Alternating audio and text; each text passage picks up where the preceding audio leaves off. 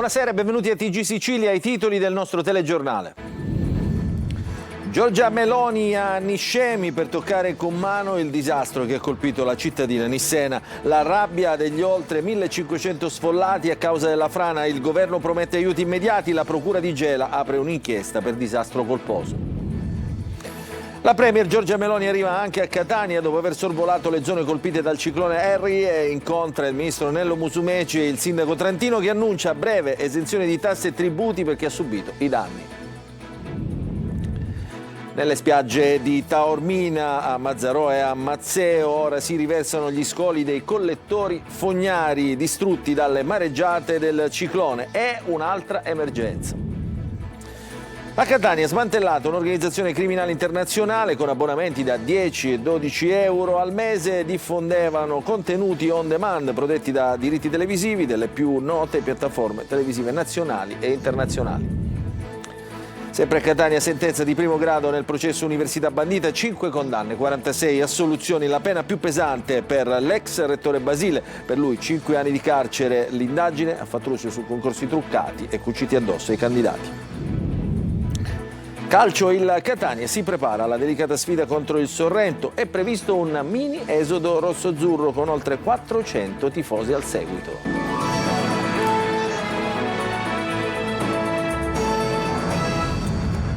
Ancora buonasera, in apertura del nostro telegiornale vi diamo una notizia appena battuta dalle agenzie. 3 cadaveri sono stati trovati a Montagna Reale, un piccolissimo paesino dei Nebrodi nel Messinese, in una zona boschiva in contrada Caristia. La segnalazione è giunta al numero unico di emergenza, il 112. I corpi sono di 3 uomini che, stando alle prime informazioni, sarebbero stati crivellati da colpi di arma da fuoco. Erano usciti stamattina per una battuta di caccia e non hanno più fatto ritorno a casa. Sono intervenuti i carabinieri, il magistrato di turno della procura di Patti. Le 3 vittime sono state già identificate, ma non sono state ancora resi noti i nomi e le generalità.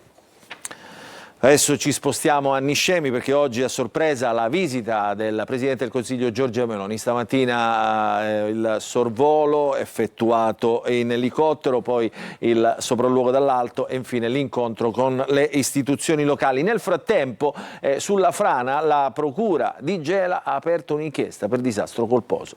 Il servizio di GR Italia.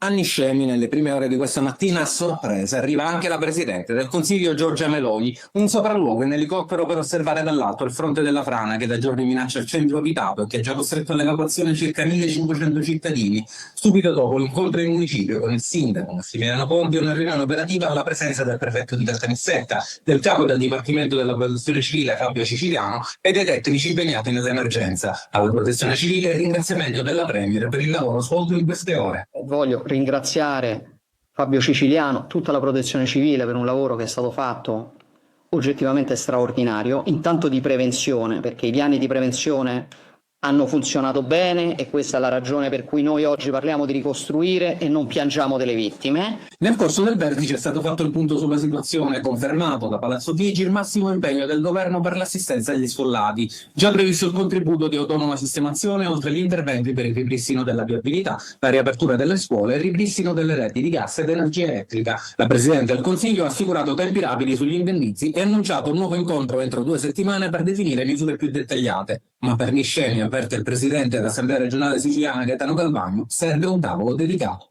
Niscemi deve essere considerata una cosa a parte. Niscemi dovrà avere probabilmente una struttura commissariale a parte, perché qui, a differenza degli altri posti dove ci sono certamente ingenti danni, c'è anche una questione relativa a degli evacuati. Quindi servirà un team di psicologi, servirà un team di persone che possano sostenere quelle persone che sono evacuate e tutto questo deve essere fatto nel più breve tempo possibile. Presenti anche i deputati Angelo Bonelli e Ismaele Lavardera, che hanno sollecitato interventi immediati e strutturali. C'è un tema però serio, è un tema di cosa succederà agli sfollati. Ovviamente questo è quello che abbiamo chiesto, non c'è ancora una risposta certa e ovviamente la situazione è in divenire. Bisogna dare immediatamente una risposta a chi ha perso la casa.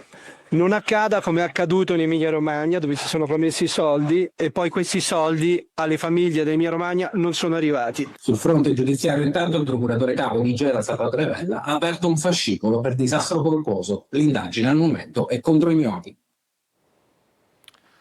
Nel frattempo tra gli abitanti del comune nisseno, Niscemi, appunto, monta la rabbia ma anche l'angoscia per il futuro. Ci sono oltre 1500 sfollati che adesso dovranno trovare la loro casa altrove. Servizio. Mentre si susseguono le visite delle autorità ai sopralluoghi tecnici, a Niscemi monta la rabbia dei residenti. Giorno dopo giorno il fronte della frana continua ad avanzare, inghiottendo terreno e alimentando la paura. In alcuni punti la depressione ha ormai superato i 50 metri di profondità, un dato che restituisce tutta la gravità della situazione e l'instabilità dell'area. Questa è la vergogna, perché hanno rubato i soldi! Schifane, vergognate! Ma dimettete! Non venite più vota! Che hanno andato a vedere il ruggio! Per vota! Vergogna! Vergogna! Vergogna! Un dramma è una cosa, ritrovarsi senza casa, diciamo, è una cosa bruttissima. Speriamo che praticamente faranno quello che è giusto fare, diciamo. Intanto sono circa 2700 le persone rimaste senza fornitura di gas, un disagio pesante soprattutto per le famiglie e per chi vive nelle zone più colpite. In queste ore la Mediterranea Gas è impegnata in numerosi interventi di messa in sicurezza delle condotte con l'obiettivo di ripristinare il servizio nel più breve tempo possibile. A confermarlo il sindaco di Niscemi, Massimiliano Conti. Già stiamo lavorando da ieri di notte al gas per ripristinare il gas, ci sono delle squadre notturne che stanno lavorando, ma stanno lavorando anche di giorno e quindi a breve ripristineremo anche il gas. Ma oltre all'emergenza immediata cresce l'angoscia di chi teme che la storia possa ripetersi. Per molti cittadini questo scenario riporta alla mente il 1997, quando una frana simile inghiottì la chiesa del quartiere Sante Croci, un ricordo ancora vivo come quello di Salvo che in quell'evento perse la sua casa e oggi rivive lo stesso incubo. Sono arrivate le case, è arrivato l'alloggio delle case popolari per le persone che non avevano le case a regola. Quelle che le avevano a regola ci hanno dato un contributo. Come rivivere questo dramma per Niscemi? È brutto, veramente brutto. E mentre si attendono risposte e interventi strutturali, la città resta sospesa tra paura e incertezza. A Niscemi la terra continua a muoversi e con essa la fiducia di una comunità che chiede sicurezza e verità.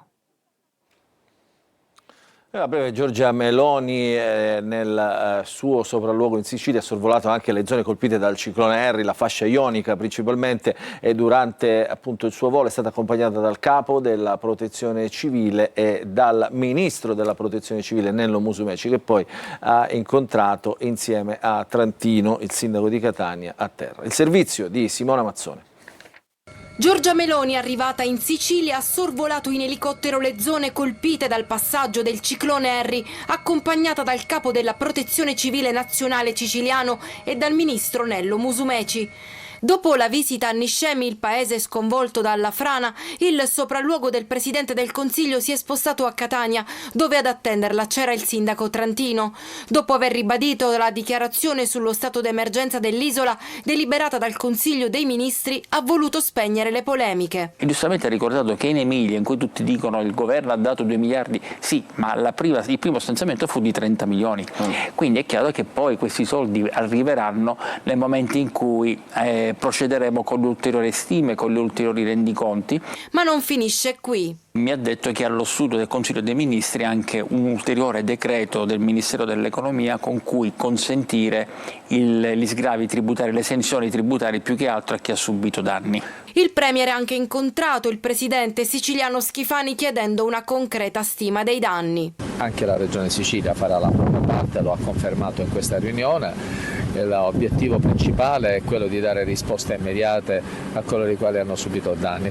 La Regione inoltre sta lavorando sui bandi. I bandi arriveranno a breve per quanto riguarda la Regione e le persone avranno al più presto, entro poche settimane, un ristoro non inferiore a 5.000 euro e poi chi vuole avviare un'attività commerciale ci sarà un ulteriore bando che prevederà contributi a fondo perduto.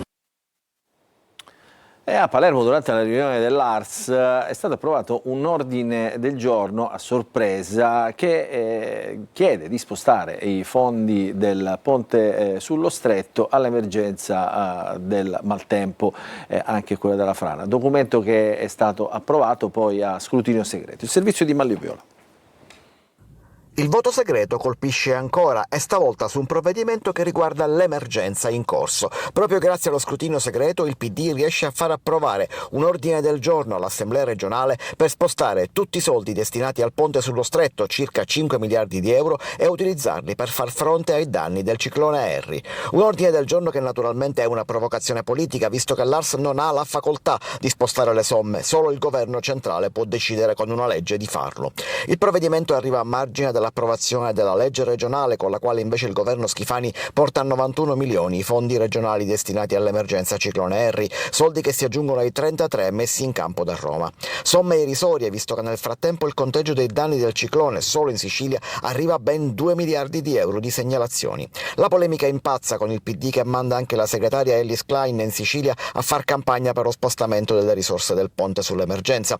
Una polemica alla quale risponde il ministro Musumeci assicurando che man mano che si andrà avanti con la ricostruzione i soldi ci saranno. Glissa anche il presidente della regione, per il quale il ponte seguirà una strada diversa e precisa di non voler entrare nelle beghe politiche, preferendo concentrarsi sulle cose da fare, dicendosi sicuro proprio che le risorse ci saranno. E le emergenze sembrano non finire mai, causate appunto dal maltempo, perché adesso dopo il ciclone arrivano le fogne a mare a Taormina. Il sindaco Cateno De Luca non ha atteso la cabina di regia della regione, ma riemerge il nodo della salvaguardia delle coste. Il servizio di Francesco Triolo.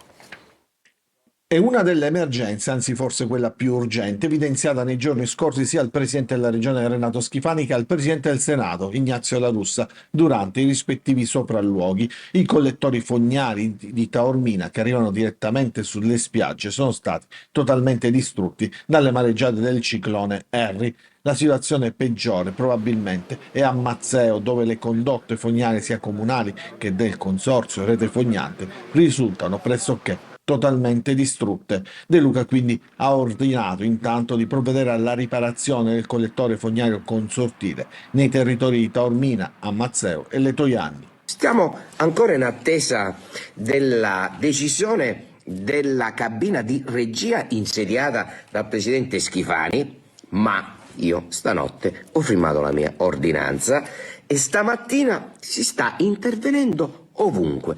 Ecco come è finita. A Taormina non ci possiamo permettere di aspettare i tempi del combinato disposto dell'articolo Vatte la pesca. Una situazione simile si registra anche a Santa Teresa di Riva, dove il crollo del lungomare ha danneggiato i sottoservizi come la rete fognaria, appunto. A Santa Teresa però si è accesa la polemica sulla salvaguardia della costa. Un progetto c'era ma impantanato alla regione, e che quei lavori fossero necessari lo testimonia il fatto che dove sono stati eseguiti, a Santa Margherita o Sant'Alessio, il lungomare ha retto o subito meno danni. Crolli continui nella falesia del Caos ad Agrigento. Mare Amico denuncia un grave dissesto idrogeologico a monte, un altro nella zona. Le barriere frangiflutti non fermano i cedimenti. Il servizio di Davide Sardo. Crolli continui, un fronte instabile che arretra giorno dopo giorno e una collina che rischia di cedere definitivamente. E allarme che arriva dalla falesia del Caos ad Agrigento, dove da anni la situazione Mare Amico documenta una situazione sempre più critica. Non è solo il mare ad erodere la costa, ma soprattutto il dissesto idrogeologico che agisce a monte della falesia. La collina del Caos che crolla non è una novità per Agrigento. La regione siciliana sta intervenendo per cercare di bloccare l'erosione costiera con l'immissione di massi frangiflutti, ma il problema alla collina del Caos è a monte per il dissesto idrogeologico e la mancata reggimentazione delle acque. La regione siciliana è intervenuta con la realizzazione di barriere frangiflutti che hanno ampliato le spiagge, ma i crolli proseguono. Senza interventi strutturali sulla collina, il rischio concreto è che a precipitare in mare sia anche la sovrastante strada statale 640, con gravi conseguenze per la sicurezza e la viabilità. Tragedia questa mattina a Monte Sant'Anastasia, in provincia di Catania. Un uomo di 57 anni di Biancavilla è morto dopo essere stato investito da un'autovettura. Il dramma è accaduto intorno alle 7 in via Giubileo, nei pressi di una stazione di servizio vicino al cimitero cittadino. Dopo essere stato travolto da un'auto, purtroppo per il pedone non c'è stato nulla da fare, è deceduto sul colpo. Adesso è da ricostruire la dinamica dell'incidente. La polizia locale e i carabinieri, il personale del 118 sono accorsi sul posto per prestare i primi inutili, ovviamente, aiuti. E a Catania ci sono i cantieri aperti sul lungomare, significativi cambiamenti nel percorso. Da domani ci sarà anche l'apertura di un tratto da piazza Nettuno a piazza Mancini Battaglia. La zona è stata colpita pesantemente, anche questa è distrutta dalle mareggiate degli ultimi giorni. Il servizio di Tonino De Mana. È di nuovo percorribile parte del lungomare di Catania che pian piano cerca di risollevarsi dai danni causati dal ciclone Harry. Si torna a transitare, seppur in una sola carreggiata, a doppio senso di circolazione, non potendo superare la soglia di sicurezza che rimarrà sin quando non sarà ripristinata la parte interessata dal crollo. La notizia è stata comunicata ieri pomeriggio sui social dallo stesso sindaco trentino, che ha voluto così accelerare i tempi per limitare al massimo i disagi legati alla viabilità, mantenendo la parola durante la visita domenicale del Presidente del Senato La Russa. New Jersey in cemento che delimitano il tratto di Viale Artale a Lagona, maggiormente interessato dal cedimento strutturale causato dalla furia del mare. E nelle prossime ore è prevista la riapertura al traffico da piazza Nettuno a piazza Mancini Battaglia, ma con una novità: la carreggiata lato mare sarà interessata dall'inizio dei lavori di rigenerazione che condurranno all'abbattimento del ponte di Ognina. Tutto questo comporterà l'esigenza di rivedere il piano di circolazione, considerato che le due corsie rimanenti saranno a senso unico in direzione Ognina. Dalla parte opposta si userà soltanto la via Barraco. Si avvicinano i giorni della festa di Sant'Agata a Catania, la festa della Santa Patrona, che sarà un'edizione sobria e simbolica, quella del 2006, tra fede, cultura, sport, con un programma diffuso per restituire speranza a una città ferita. Il servizio di Eva Spampinato. Occhi puntati sulla festa di Sant'Agata 2026, non solo per raccontarne i momenti più intensi, ma perché sarà un'edizione sorvegliata speciale, più sobria, carica di significati, pensata per restituire normalità a una città segnata dal ciclone Harry, e poi perché. È stata presentata la candidatura della festa come patrimonio mondiale dell'UNESCO, quindi ci saranno delle persone qui a Catania a controllare fisicamente quello che faremo noi tutti quanti, quindi mi auguro che tutti quanti facciano la loro parte. Oggi è stato presentato il calendario degli eventi culturali e sportivi collaterali della festa, che quest'anno celebra i 900 anni dalla traslazione delle reliquie di Sant'Agata. Tra gli appuntamenti principali della settimana dello sport agatino, il pomeriggio del 2 febbraio c'è la Coppa Sant'Agata. E normalmente siamo stati fortunati perché chi vince poi nel corso della stagione sportiva ha sempre preso medaglie agli europei. Spazio anche alla musica e alla legalità, con i concerti dell'1 e del 2 febbraio al Teatro Massimo, e poi le novità della mattina del 3 in Piazza Duomo. La banda dell'Arma dei Carabinieri aprirà la processione per l'offerta della cera. Alle 10 la sfilata dell'opera d'arte partecipativa Tu sei Agata dell'artista Domenico Pellegrino. 300 persone porteranno il velo realizzato con ricami e centrini donati da cittadini di tutto il mondo. In serata il grande concerto con i giovani del Conservatorio, il coro di voci bianche e il coro lirico siciliano diretti da Francesco Costa, con la partecipazione straordinaria del flautista di fama internazionale Andrea Griminelli, un omaggio di Confindustria Catania. E come sempre il cuore della festa batte in diretta dal 3 al 6 febbraio, le nostre dirette no stop su Antenna Sicilia, Telecolor e in live streaming sul sito Sicilia Web. E a proposito di televisione, un'operazione contro la televisione illegale stamattina resa nota dalla polizia di Catania, smantellata una organizzazione che rivendeva contenuti e abbonamenti on demand delle più note piattaforme televisive a prezzi davvero molto bassi. 31 gli indagati, è andata per noi Emanuela Corsi. 31 indagati, 9 nazioni coinvolte, 11 città italiane, tra cui Catania, Messina e Palermo. Sono alcuni numeri dell'operazione Switch Off contro il cybercrime e la pirateria audiovisiva che ha permesso di fare luce su una rete criminale che gestiva un'attività internazionale di streaming illegale. L'indagine coordinata dalla Procura di Catania era stata avviata un anno fa dalla Polizia Postale Etnea in collaborazione con Eurojust, Europol, Interpol e col supporto della rete operativa ON. Abbiamo oltre l'Italia chiaramente la Romania, il Regno Unito, la Spagna, il Canada hanno collaborato, la Corea del Nord, l'India. Abbiamo sequestrato dei server anche in alcuni paesi africani. L'organizzazione criminale a carattere transnazionale offriva agli utenti abbonamenti illegali da 10-12 euro mensili per seguire palinsesti live e contenuti on demand protetti da diritti televisivi delle più note piattaforme nazionali e internazionali come Sky, DAZN, Mediaset, Amazon Prime, Netflix, Paramount e Disney Plus, realizzando profitti illegali per oltre 1 milione di euro al mese. Di contro, per i titolari dei diritti, le perdite ammontavano tra i 6 e gli 8 milioni di euro mensili. Siamo di fronte ad un fenomeno su ampia scala, una vera e propria industria criminale che prevede milioni di investimento con ricavi per milioni di euro. Adesso si cercano gli utenti che hanno alimentato questa industria criminale sottoscrivendo questi abbonamenti illegali, che riceveranno sanzioni da migliaia di euro.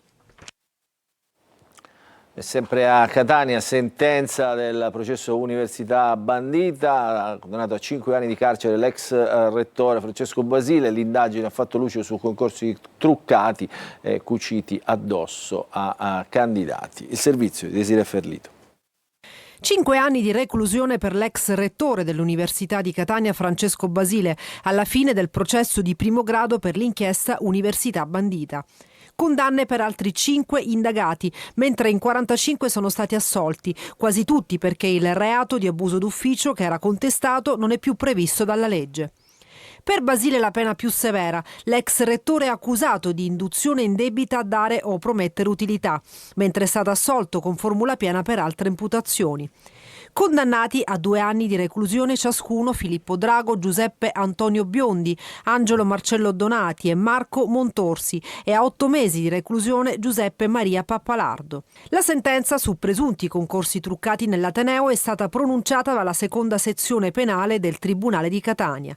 L'inchiesta condotta dalla Digos e coordinata dalla Procura aveva preso spunto su intercettazioni su presunti concorsi pilotati o cuciti su misura su un candidato. Il blitz del 2019, lo ricordiamo, portò alle dimissioni da rettore di Francesco Basile e a nuove elezioni universitarie. E adesso ci fermiamo per una piccola pausa, al rientro il calcio.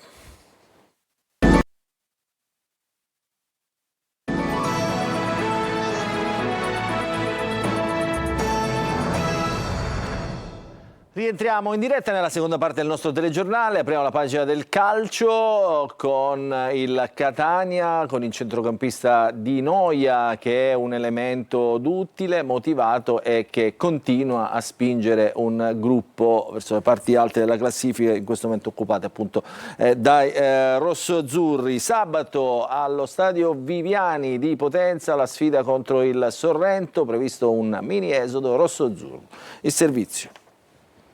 Contro il Cosenza è stata una grande emozione per me giocare in uno stadio così pieno. Dallo spezzone di gara contro il Cosenza ad un possibile impiego contro il Sorrento, Giovanni Di Noia, uno degli ultimi innesti, è già carico con un concentrato di emozioni e ambizioni. Per la corsa alla Serie B e il testa a testa con il Benevento ci vorrà l'apporto di tutti, di un gruppo che cresce di giorno in giorno e dei tifosi che mai hanno fatto mancare il loro sostegno. E sarà anche così al Viviani di Potenza nel match di sabato contro il Sorrento, con un mini esodo che potrebbe vedere la partenza dalla Sicilia di almeno 400 sostenitori di fede rossazzurra.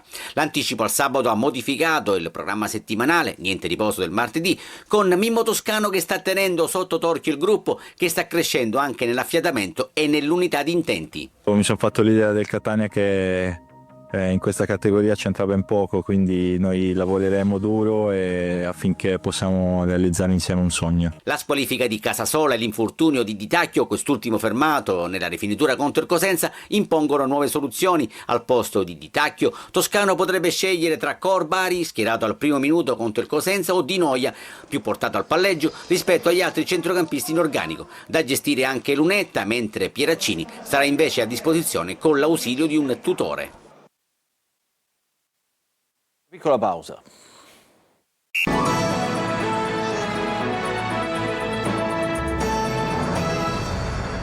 Ancora ben trovati, prima di chiudere vi diamo un aggiornamento, la notizia con la quale abbiamo aperto il nostro telegiornale, i 3 cadaveri ritrovati sui Nebrodi, crivellati dai colpi, la zona dove sono stati trovati, arrivano anche queste informazioni attraverso le agenzie, è una zona impervia sopra la frazione di Caristia, appunto dove i 3 erano andati a caccia questa mattina per una battuta di suini selvatici. Tra le vittime ci sarebbe un uomo di 82 anni di patti, mentre gli altri 2 uomini morti, gli altri 2 cacciatori morti sarebbero entrambi di Barcellona, Pozzo di Gotto. Tutte e 3 erano armati di fucile, secondo le prime indiscrezioni i 3 non avrebbero alcun rapporto con nessuna organizzazione criminale. L'allarme sarebbe stato dato da un amico dei 3 che, non avendo notizie, sarebbe andato a cercarli scoprendo i cadaveri. La zona ovviamente dove sono stati ritrovati adesso è off limits, sul posto indaga